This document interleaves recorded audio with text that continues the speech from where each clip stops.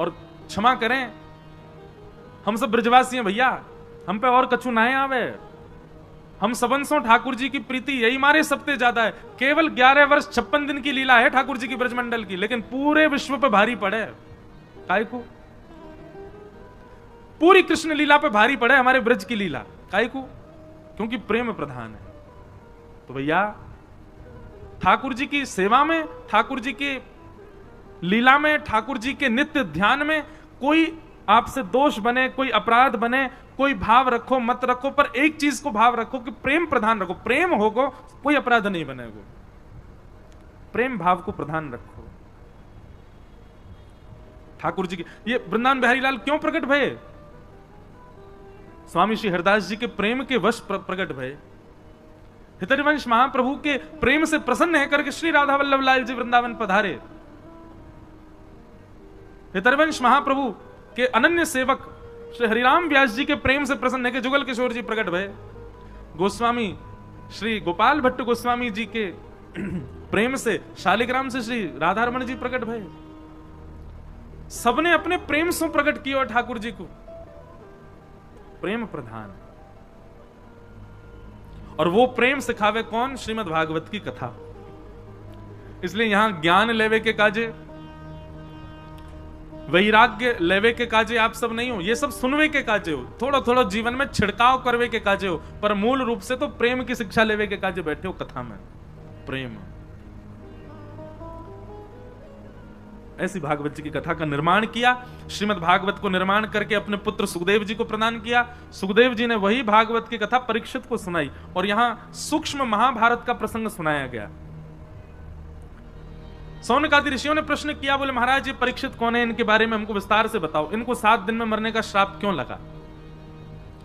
तब यहां से महाभारत का प्रसंग शुरू होता है कि यदा मृधे कौरव संजयाना वीरेस्मथो वीरगतिं गतेषु ब्रकोदरा विग्ध गदा विमर्श भ्रगनोरुदंडे धृतराष्ट्रपुत्रे।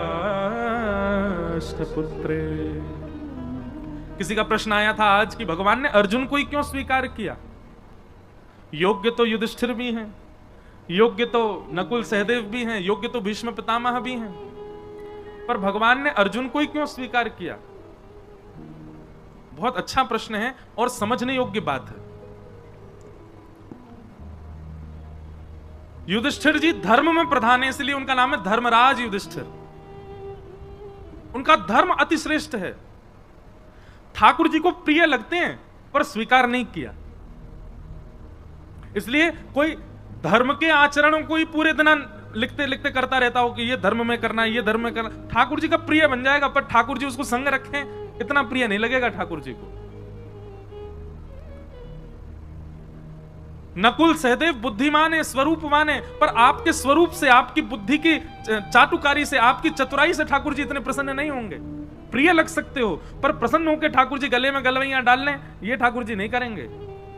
तो ठाकुर जी को रिझाने के लिए धर्म का आचरण नहीं चलेगा। ठाकुर जी को रिझाने के लिए बहुत बुद्धिमान होने से काम नहीं चलेगा। ठाकुर जी को रिझाने के लिए बहुत बलवान, बहुत ज्ञानवान, बहुत धनवान, इन सबसे आप ठाकुर जी के समीप भले ही पहुंचो। द्वारिकाधीश मंदिर में आगे बैठ के दर्शन करने हैं, पैसा दे के बैठ जाओगे, आप समीप पहुंच सकते हो, पर स्वीकार ठाकुर जी हजारों लोगों में बैठे कौन को कर रहे हैं, ये ठाकुर जी जाने।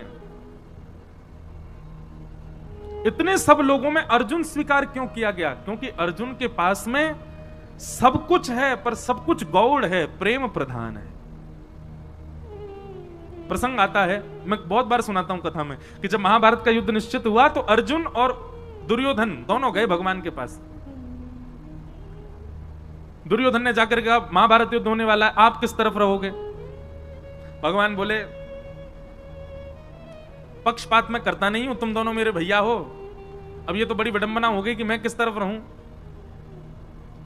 दुर्योधन बोला कि आप में तो शक्ति है, आप 2-2 रूप धारण कर सकते हो, एक रूप से हमारे पास रहो, एक रूप से वहां रहो। भगवान बोले फिर तो महाभारत हो गई तुम्हारी, फिर तो जीवन भर चलती रहेगी, कभी खत्म ही नहीं होगी। जब दोनों तरफ ही परब्रह्म खड़े हो जाएंगे तो फिर महाभारत पूरा कैसे होगी? बोले कोई तो निधान बताओ। तो भगवान ने बड़ा अटपटा उदाहरण अटपटा निधान निकाला, समाधान निकाला। अच्छा, ठाकुर जी सदैव अटपटे समाधान ही देंगे। जैसे मैं एक उपाय बताता हूं कि कभी आप संशय में पड़ जाओ तो ठाकुर जी के आगे पर्ची डाला करो।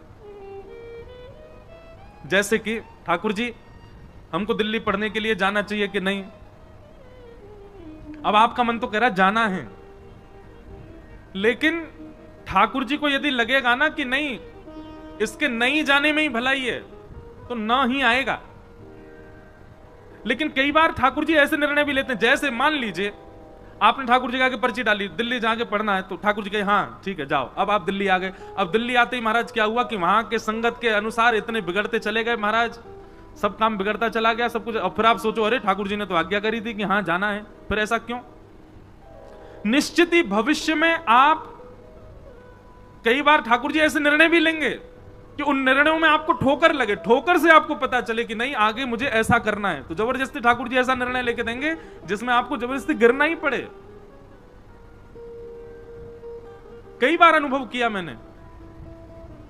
हम कुछ पूछते हैं लाल जी से, अपने लाल जी के आगे पर्ची डालते हैं, तो लाल जी जो देते हैं ना, तो अब तो मैं जानने लगा हूं, अब तो मैं समझ गया हूं कि जो आएगा इसका मतलब यह है जो तू चाहता है वो नहीं मिलेगा, जो तेरे लिए जरूरी है वो मिलेगा।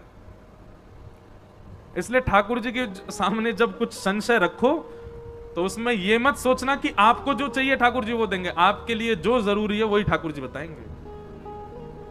और एक बात हमारी मान लीजिएगा, ठाकुर जी के आगे ये पर्ची डालने वाला काम इतना परेशान मत करना उनको कि रोज ही डाल रहे हो, हर बात पे पूछे रहे हो चाय पिए कि नहीं पिए बताओ।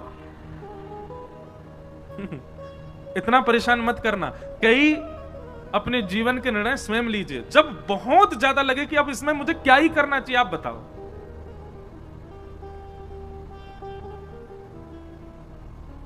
जैसे हम अभी गुरु दीक्षा नहीं देते, एक बार पर्ची मैंने मन रखा था कि जन्माष्टमी पर लाल जी से पूछेंगे, तो अचानक मेरे मन में आया कि आज जाके ठाकुर जी से पूछूं, बताओ हम गुरु दीक्षा देंगे। बहुत सारे लोग आते हैं कि दें। अब कभी कभी मन में कई एक तो मुझे ऐसे मिले, वो कह रहे वो आप चाहते नहीं हो कि हम भक्ति मार्ग में आगे बढ़े, इसलिए हमको दे नहीं रहे हो। मैंने भैया ऐसे मत कहो, कुछ भाव है इसलिए नहीं दे रहा। तो ठाकुर जी से हम पूछने गए, तो जैसे ठाकुर जी के आगे पर्ची डाली, उठाई तो उसमें आ गया नहीं अभी मत दो। हमने जाके अपने पिताजी को बताई, पिताजी ठाकुर जी अभी मना कर रहे हैं दीक्षा देवे की। पिताजी ने समय देखा, बोले 2 बज रहे हैं लाला दोपहर के, और ठाकुर जी के गैया चरावे को समय है, ठाकुर जी अपनी गैयान को हाँक रहे हैं, तू पर्ची डाल के उनको परेशान कर रहा हो। तो गुस्सा में कहिए नहीं ले जा। बोले जब ठाकुर जी बिल्कुल बैठे हो, आराम कर रहे हो, कोई काम नहीं हो, लाल जी लीला में ही रहते हैं ना, आपको देखने में लग रहे हैं कि वो सिंहासन पर लीला चल रही है ठाकुर जी की। इस समय ठाकुर जी गैया चरा के लौट रहे होंगे, अब कितने बज गए 6 बज गए, आ गए, अब फल पा रहे होंगे। अब फल पा करके फिर यशोदा मैया पहुंचेगी, ठाकुर जी के हाथ पामन को पहुंच के फिर आरती करेगी, अरे मेरो लाला आएगा गैया चरा के आयो। फिर ठाकुर जी सब बताएंगे, आज मैया वो गैया ने ऐसी लात मारी मेरे तो यहाँ लग गई, माँ गयो मैया वहां ऐसे बनचर जीव मिले, सब मैया से बतियामेंगे, फिर मैया को बताएंगे आज कहा पावे को मैंने, फिर पावे बैठेंगे। ऐसे ठाकुर जी की लीला तो चलती रहती है, कभी विश्राम नहीं होती। मेरे आपके लिए हमें ऐसा लगता है कि ठाकुर जी जड़वत हमारे सामने बैठे हैं, पर यही प्रेम स्वरूप यदि आपके चित्त में आ जाए तो आप जब देखोगे तब लगेगा कोई लीला चल रही है। इस समय ठाकुर जी किसी लीला में, हमारे पिताजी बोले कि लीला में ठाकुर जी अभी गैया चरावे गए, तू पर्ची डाल लो है। बोले जब ठाकुर जी अनवसर में हो, कोई काम ना कर रहे हो, तब डालियो। तो पर्ची डालने का, कोई भी बात पूछने का सबसे बढ़िया समय रात्रि में, जब ठाकुर जी शयन में जा रहे हो, तब ठाकुर जी को भोग लगावेगा, तब पर्ची डालो। और इतना समय प्रदान करो लाल जी, सुबह जब मंगला होगी ना तब हम पर्ची उठाएंगे। रात भर में आपको जो चाहिए इसकी जिद मत करना भगवान से, हाँ ही दे दियो या से काम करने को नहीं, मेरे लिए जो उपयोगी आप बताना। और फिर ठाकुर जी जो दे दें उत्तर, उस पर इतना विश्वास कर लेना, इतना विश्वास कर लेना। आज हम सही बता रहे हैं, हमने अपने जीवन में ज्यादा नहीं 5 या 6 बार ही ठाकुर जी से पूछा होगा, पर कई निर्णय ऐसे थे जिसमें मन व्यथित हुआ कि नहीं ये तो ठाकुर जी आपको ऐसे नहीं कहना था, ये तो इसमें भलाई होती, ठाकुर जी आपने मना कर दिया। पर जब ठाकुर जी की बात को माना गया तो फिर उसका प्रतिफल मीठा ही मिला।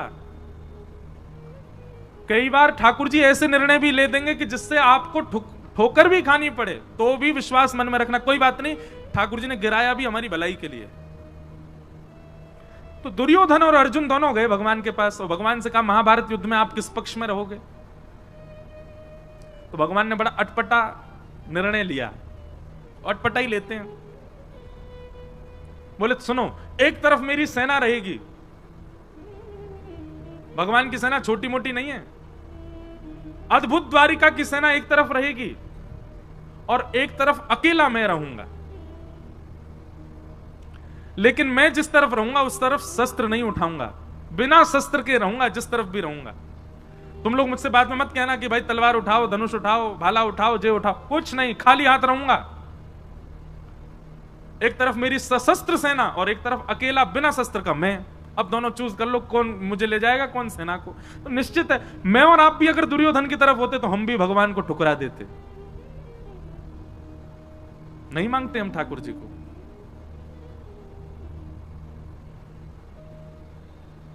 दुर्योधन ने कहा वो ऐसा है ना ठाकुर जी, आपका प्रेम थोड़ा पांडवों से ज्यादा ही है कुछ, आप तो पांडवों के पास ही जाओ, सेना मैं ले जाता हूं। भगवान बोले ले जाओ। सेना लेकर के दुर्योधन चला गया, अर्जुन सामने अकेला बैठा है। भगवान बोले अर्जुन तेरे लिए कितनी भी व्यवस्थाएं बना दूं मैं, लेकिन तेरी बुद्धि कभी जग नहीं सकती। अरे पहले बोल देता कि सेना हमको चाहिए, तुम्हारे पास सैन्य बल कम है, मैंने इसीलिए सेना का प्रस्ताव रखा क्योंकि तुम्हारी सेना कम है कौरवों से, तो तुम कह सकते थे कि हमारे पास सैन्य बल कम है, हमें सेना दे दो। अब मैं बिना शस्त्र के चला जाता कौरवों के पास, अब सेना तो वो ले गया, अब तेरे पास आऊंगा मैं, एक तो वैसी सेना कम तुम्हारी और ऊपर से एक इंसान और बढ़ गया जो केवल खाएगा और सोएगा, कुछ नहीं करूंगा मैं। लेकिन अर्जुन प्रेमी है, ठाकुर जी के भावों को समझता है। मैं और आप अर्जुन की जगह होते तो रो गए होते इतनी बात में, ठाकुर जी अब फिर से कर दो टॉस, फिर से दे दो हमको, हम सेना ले लेंगे उसको, आप चले जाओ। हम तो कभी कभी मैं सोचता हूं कि बहुत गरीमत है कि द्वापर और त्रेता में हम आप नहीं थे, हम कलयुगी जीव नहीं थे, हम बड़े खतरनाक है महाराज। भगवान बलि के यहां गए, वामन बन के गए और संकल्प लेते विराट हो गए, 2 पग से तीनों लोग नाप लिए, तीसरा पग रखने के लिए भगवान पर पास जगह नहीं बची तो बलि ने कहा तीसरा पग मेरे सिर पर रख दो। कभी कभी मैं सोचता हूं बलि की जगह मैं और आप में से कोई और होता तो हम ठाकुर जी को केस कर देते। बोले क्यों? बोले जब आए थे तब वामन बन के आए थे, चीटिंग करी इन्होंने, बड़े हो गए, हम तो 3 पग जमीन देने को तैयार हैं पर ये वामन बने, वामन बन के ही लें। बहुत चतुर हैं हम लोग, और ठाकुर जी की भक्ति में चतुराई नहीं चलती। आप जितने सहज, जितने सरल, जितने प्रिय ठाकुर जी को उतने अच्छे लगोगे। भगवान अर्जुन को कहने लगे कि अब तो तेरी तरफ मैं आऊंगा। तो अर्जुन ने एक बहुत अच्छी बात कही, भगवान के चरणों में प्रणाम करते हुए कहा नाथ, ना तो मैं आपको मांगने आया था और ना आपसे मांगने आया था, दुर्योधन आया था इस भावना से, मैं नहीं आया था। मुझे आपसे कुछ नहीं चाहिए और मुझे आप भी नहीं चाहिए। भगवान बोले तो फिर तू क्यों आया? दोनों हाथ भगवान के हाथ में दे दिए, बोले पकड़ो मेरे हाथ। भगवान बोले पकड़ लिए, बोले खुद को देने आया था कि मुझे रख लो अपनी शरण, मैं शरणागत हूं नाथ, मेरे ऊपर कृपा दृष्टि करो।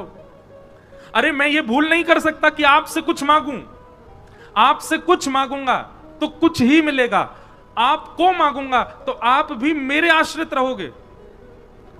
क्यों? अगर मैं कहूं कि ठाकुर जी मैं आपको मांगने आऊं, मेरे पक्ष में चलो, तो आप मेरे अधीन रहोगे। सुबह उठ करके मुझसे कहोगे हाँ अर्जुन अब बताओ आज क्या करना है, अर्जुन भोजन कब करना है, अर्जुन सोना कब है, सोना कहां है, क्योंकि मैं मांगने आया हूं तो सारी जिम्मेवारी मेरी, सारी व्यवस्था मैं करूंगा। पर मैं तो आपको मांगने नहीं, खुद को देने आया हूं। तो अब स्थिति क्या है, मेरी सारी व्यवस्था आप करो। मैं कब सोऊं, कब खाऊं, कहां जाऊं, क्या करूं, कब उठूं, कब बैठूं, कहां बाण चलाऊं, कहां नहीं चलाऊं, कहां मौन रहूं, कहां बोलूं, ये सारी व्यवस्था अब आपके हाथ में है, मैं खुद को देने आया हूं। ये समर्पण देख करके भगवान ने अर्जुन को स्वीकार कर लिया। और अर्जुन से 2 बार रीचेक किया भगवान ने। भगवान बोले अर्जुन केवल बोले मत, देख ले मैं कुछ भी आज्ञा कर सकता हूं। अर्जुन कहता करिष्ये वचनम तव, आप करके देख लेना, आप जो आज्ञा करोगे करूंगा। भगवान बोले फिर सोच ले, मैं कुछ भी आज्ञा कर सकता हूं। भगवान बोले आप करके, अर्जुन बोला करके देखो। बोले ठीक है युद्ध प्रारंभ होने दे। और युद्ध में भगवान ने महाराज अर्जुन की कमर तोड़ के रख दी, ऐसी ऐसी आज्ञा भगवान करें।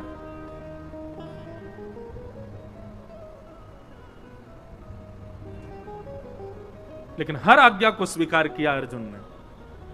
इसलिए भगवान ने अर्जुन को स्वीकार किया। क्यों? क्योंकि बाकी सब तो ठाकुर जी से मांग रहे हैं, ठाकुर जी को मांग रहे हैं, पर अर्जुन ने तो खुद को ठाकुर जी को दिया, खुद को अर्पित किया, समर्पण किया। समर्पण किया, इसलिए भगवान उसके सारथी बन गए।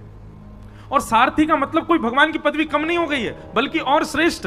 हम सबको अपना सारथी ठाकुर जी को। सारथी मतलब कौन? जो राह दिखावे, जो लेकर के चले, कहां जाना है, कहां मुड़ना है, कहां बैठना है, कहां चलना है, ये सारथी ही तो कर सकता है। सारथी के अधीन होता है पीछे बैठा व्यक्ति। हर व्यक्ति अपना सारथी श्री कृष्ण को बनावे। जहां ले चलोगे वहीं मैं चलूंगा, जहां नाथ रख दोगे वहीं मैं। ये जीवन समर्पित चरण में तुम्हारे, तुम ही मेरे सर्वस्व, तुम ही प्राण प्यारे। तुम्हें छोड़कर नाथ किससे कहूंगा, जहां ले चलोगे वहीं मैं चल। हम लोग ऐसे नहीं जी सकते। हम लोग तो बड़े खतरनाक है महाराज। सुख संपत्ति घर आवे, कष्ट मिटे तन का, ओम जय जगदीश हरे। और अंत में गाते गाते वो, तेरा तुझको अर्पण क्या लागे मेरा, ओम जय जगदीश हरे। मेरा क्या है नाथ, सब आपका ही तो है। भगवान कहेंगे लाओ चलो वापस करो हमको, ये घर, ये दुकान, ये गाड़ी सब मेरी है, लाओ सब द्वारिकाधीश को अर्पित करके आओ। अरे ठाकुर जी वो तो आरती में लिखा इसलिए गा रहे थे हम, ऐसे थोड़ी कि आपको सब ले ही लेना है। अर्जुन जैसा समर्पण नहीं है हमारे पास। अर्जुन जैसा समर्पण लाओ। भगवान ने एक बार कह दिया तो ना, हां तो हां, ऐसा समर्पण था अर्जुन का। इसलिए भगवान ने अर्जुन को स्वीकार किया। कोई समर्पित हो अर्जुन के भांति। और एक बात मैं कथा में कहा करता हूं, भैया अगर आपकी इस कथा को सुनकर के मन में आ गया हो कि हम भी अर्जुन की तरह समर्पित होंगे, तो पहले ही ध्यान रखना, कस करके सीट बेल्ट बांध लेना अपने जीवन रूपी हवाई जहाज में।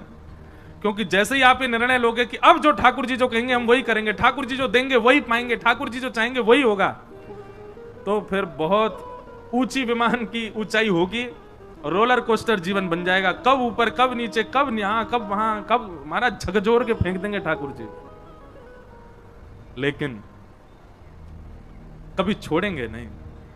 एक बार यदि कोई समर्पित हो गया तो निश्चित है ठाकुर जी उसके साथ खेलेंगे बहुत, पर उसका हाथ छोड़ नहीं सकते।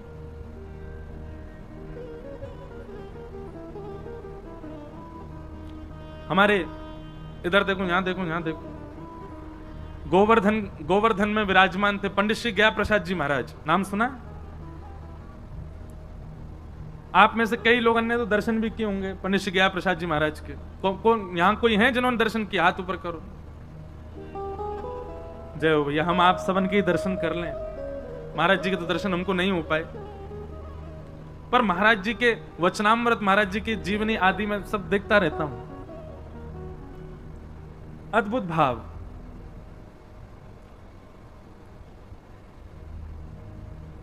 सब लोग सावधानी से कथा सुनो। कोई आए कोई जाए, आप तो बस भाव से सुनो कथा। पंडित जी महाराज की वाणी में एक बात बड़ी बढ़िया लगती थी। पंडित जी से किसी ने निवेदन किया कि पंडित जी, ठाकुर जी बहुत पीड़ा दे रहे हैं, ठाकुर जी बहुत परीक्षा ले रहे हैं, ठाकुर जी जीवन में बहुत संकट दे रहे हैं, आप कछु आज्ञा करो। कहा करूं? जो काम करूं सब बिगड़ जाएं, घर परिवार में कछु बन नहीं रहे हो, पत्नी मान नहीं रही है, बच्चा सुने ना है, हे पंडित जी महाराज कछु आज्ञा करो। पंडित श्री गया प्रसाद जी महाराज आज्ञा देते हुए कितनी अच्छी बात कहते, बोले अरे भैया, ब्रजभाषा में ही बोलते, बोले जी कन्हैया है ना, जाको खेलवे को बड़ो मन करे, सोचे हमारे संग खेल खेलो करे। कभी पत्नी को उठाए दे, कभी बालकन को उठाए दे, कभी काम बिगाड़ दे। जाके हम सबरे खिलौना है, जो हमारे संग खेल है। लेकिन भैया यह बात से दुखी मत हो कि ठाकुर जी खेल काहे को रहे, बल्कि ठाकुर जी से प्रार्थना करो जितनो मन चाहो ठाकुर जी उतनो खेलो, पर खिलौना बदलना नहीं चाहिए, मैं ही रहूं आपको खिलौना, खूब खेलो। जैसो जीवन देनो है मुंह को दे दो, लेकिन नाथ मेरो त्याग मत करो। अभी अभी एक भाव मन में आ रहा हो कि हम सब गा रहे हैं कि हरि जी मेरे अवगुण चित ना धरो, मेरे अवगुणों को ठाकुर जी आप देखना नहीं। तो मानो ये पंक्ति गानी प्रारंभ करी तो पहले पूज्य गुरुदेव भगवान आए, फिर पूज्य श्री रसिया बाबा महाराज आए, भगवती प्रसाद गंधर्व जी आ गए। तो मानो ठाकुर जी ने 3 महापुरुष भेज के प्रमाणित कर दियो, ना धर रहो अवगुण तेरे चित्त में, तू चिंता मत करे। ये 3 वैष्णवन को भेज करके ठाकुर जी मानो ये कह रहे हैं कि भैया प्रत्यक्ष प्रकट है कि ठाकुर जी ना कहेंगे कि तेरे अवगुण में ना देख रहो, ना विचार कर रहो। तो यही भाव से मानो ठाकुर जी प्रमाणित कर रहे हो, कोई बात ना भैया, क्षमा किए तेरे अवगुणन पे मेरी दृष्टि ना है, तू आनंद कर।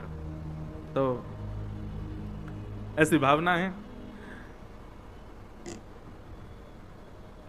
रसिक जनों के पद बड़े अद्भुत हैं। हमारे अष्टछाप के कवि गोस्वामी तुलसीदास जी की विनय पत्रिका, जैसे ये पद है ऐसी विनय पत्रिका में गोस्वामी जी का भी एक पद है। हरि जी तुम बहुत अनुग्रह कीन हो, हरि जी तुम बहुत अनुग्रह कीन हो। अब पद तो ढूंढवे तो मिलेगा नहीं, लेकिन भाव बहुत सुंदर है वहां पर भी। बोले नाथ आपने मुझे बहुत बड़ा अनुग्रह किया।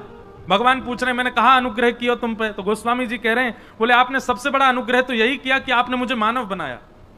श्रीमद् भागवत में भी भगवान कहते हैं हृदय माध्यम सुलभम सुदुर्लभम प्लवम सुकल्पम गुरुकर्ण धारम मयानुकूलेन नभस्वतेरितम पुमान भवाब्धिम न तरेत्स आत्मा। मैंने मानव के ऊपर सबसे बड़ी कृपा यही की कि मैंने उसको मानव बनाया। अरे नित्य इसी बात का धन्यवाद कहो ठाकुर जी कि हमको आपने कोई जीव जंतु तो नहीं बनाया, मानव बनाया। गोस्वामी जी का वो पद बहुत सुंदर है, उसमें गोस्वामी जी कहते हैं आपने बहुत बड़ी कृपा की कि अत्यंत दुर्लभ मानव शरीर मुझको प्रदान किया। पर ठाकुर जी हम एक अनुग्रह और आपसे चाहते हैं, एक अनुग्रह और कर दो। भगवान कह रहे हैं अब क्या चाहिए? तब गोस्वामी जी कहते हैं कि संसार रूपी विषय सरोवर में मेरी मन रूपी मछली घूम रही है। बहुत ध्यान से सुनना, संसार रूपी विषय सरोवर में मेरी मन रूपी मछली डोल रही है। कभी या मन रूपी मछली को मन पानी पूरी पे अटक जाए, कभी डोसान पे अटक जाए, कभी लस्सी पे अटक जाए, कभी ब्रजवासी पेड़ा पे अटक जाए, कभी कहीं अटक जाए, कभी पल्ली गरीवारी पे अटक जाए, कभी छतवारी पे अटक जाए, कभी कहीं अटक जाए। हे ठाकुर जी हमारी मन रूपी मछली संसार रूपी विषय सरोवर में घूम रही है। भगवान बोले तो हम क्या करें? बोले जिस प्रकार मछली पकड़ने वाला एक बांस में धागा डाल करके सरोवर के तट पर आकर के बैठता है और उस धागे में एक कुछ सामग्री लगा करके उसको नदी में फेंक देता है, सरोवर में फेंक देता है और फेंक करके मछली पकड़ने की प्रतीक्षा करता है, बैठ करके खड़ा रहता है वहीं पर ही। भगवान बोले तो बोले नाथ ऐसे ही आप अपनी कृपा रूपी वंशी लेकर के और अनुग्रह रूपी वो धागे में कछु कृपा बांध करके या विषय रूपी सरोवर में छोड़ दो। भगवान बोले तुम क्या करोगे? बोले आप खड़े खड़े इंतजार करो, विषय में घूमते घूमते घूमते घूमते जा दिन मेरो मन रूपी मछली आपके वह कृपा रूपी सामग्री से आकर के टकरा जाए, जैसे ही वह कांटे में फंस जाए सोई रस्सी खींच करके मुंह को बाहर निकाल ली हूं। अब सुनने में तो आप लोगों को बड़ा सामान्य लगा, लेकिन ये भगवान को आज्ञा क्या दी जा रही है? आप आकर के सरोवर पर इस विषय रूपी नदी में कृपा रूपी डोर से अनुग्रह रूपी रस्सी डाल करके बैठे रहो, प्रतीक्षा करो। मैं यत्न नहीं करूंगा आपके पास आने का, आप बस कृपा रूपी रस्सी डाल के बैठे रहो। काओ दिना गलती से मैं टकरा जाऊं सो मुंह को बाहर निकाल लिया। भगवान बोले गोस्वामी जी बड़े चतुर हो आप, ऐसी चतुराई भक्तन में अच्छी है। सांसारिक चतुराई ठाकुर जी को प्रिय नहीं, लेकिन भक्ति में चतुराई हो तो ठाकुर जी को बहुत बढ़िया लगे। तो हम किस विषय पर चर्चा कर रहे थे? अर्जुन। भगवान ने अर्जुन को ही क्यों स्वीकार किया? महाभारत में इतने पात्र हैं, केवल अर्जुन ही क्यों प्रिय है ठाकुर जी को? क्योंकि अर्जुन ने पूर्ण समर्पण किया है। करिष्ये वचनम तव, आप जो कहोगे वो मेरे लिए अध्यादेश है, उसके आगे किंतु परंतु नहीं कहूंगा मैं। इसलिए भगवान ने अर्जुन को स्वीकार किया। तो महाभारत का प्रसंग सुनाया गया। अब प्रसंग बहुत बार विस्तार से कहा है, थोड़ा हम आगे चलते हैं। प्रथम स्कंद विश्राम कर दें, कल फिर ठाकुर जी का जन्मोत्सव भी होना है। महापुरुषों के थोड़े वचनामृत भी सुनेंगे, तो अभी हम विषय जो प्रमुख हो उसको थोड़ा थोड़ा कह के चलेंगे। महाभारत का युद्ध विश्राम हो गया, परंतु दुर्योधन ने बदला लेने के लिए अश्वत्थामा को भेज दिया और कहा जाओ जाकर के 5 पांडवों को सोते हुए मार दो। सोते हुए 5 पांडव तो नहीं मार पाया, पर द्रौपदी के 5 पुत्र उसी शिविर में सोए थे, उसको लगा अंधेरे के कारण 5 पांडव ही हैं, निर्दोष बालक मार दिए द्रौपदी के, जिसके कारण अश्वत्थामा को बंदी बना करके भगवान की आज्ञा मान करके अर्जुन ने उसके आधी दाढ़ी मूंछ शिखा छेदन करके मणिम जहार मूर्धन्यम, उसकी मणि को निकाल लिया और उसको छोड़ दिया, क्योंकि ब्राह्मण था, भगवान ने मना किया, ब्राह्मण ने इसको मारना नहीं। अब इस विषय पर हम थोड़ा विस्तार करते हैं कथा में कि अगर भगवान मना कर रहे हैं ब्राह्मण को नहीं मारना चाहिए, तो फिर खुद ने रावण क्यों मारा? भगवान मना कर रहे हैं ब्राह्मण को नहीं मारना चाहिए, तो स्वयं ने नृसिंह रूप में हिरण्यकश्यप क्यों मारा?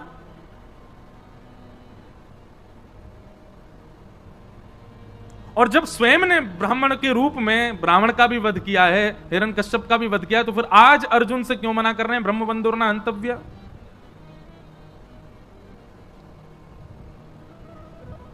अब विषय तो बहुत बड़ा है, पर सूक्ष्म में कहूं, व्यक्ति 2 रूपों से अपना प्रस्तुतिकरण करता है। सब लोग बहुत सावधानी से सुनिएगा। एक तो जन्म से पता चलता है कि वो कौन है, और एक कर्म से पता चलता है कि वो कौन है। जन्म और कर्म ये दोनों प्रमाणित करते हैं कि वो कौन है। अब चाहे वो जाति हो, चाहे वो उसका स्वभाव हो, चाहे वो कोई संप्रदाय हो, सब उसके जन्म और कर्म से पता चलते हैं। पर यह बात आप सब भी स्वीकार करेंगे, पूरा विश्व स्वीकार करेगा, जन्म से आप चाहे जो भी हो, पर कर्म से अगर आप श्रेष्ठ हो तो ही श्रेष्ठ माने जाओगे। बात सही है कि नहीं है? अब जन्म से भले ही आप खूब ऊंचे कुल में हो, खूब श्रेष्ठ कुल में हो, अच्छे जाति में हो, अच्छे संप्रदाय में हो, अच्छे नाम गोत्र में जन्म लिया, लेकिन स्वभाव से बिल्कुल विपरीत हो। जैसे रावण पुलस्त ऋषि के खानदान में है, ब्राह्मण कुल है, सारस्वत ब्राह्मण है, और विस्तार तो और क्या क्या है ये सब तो सब विद्वान जाने, पर स्वभाव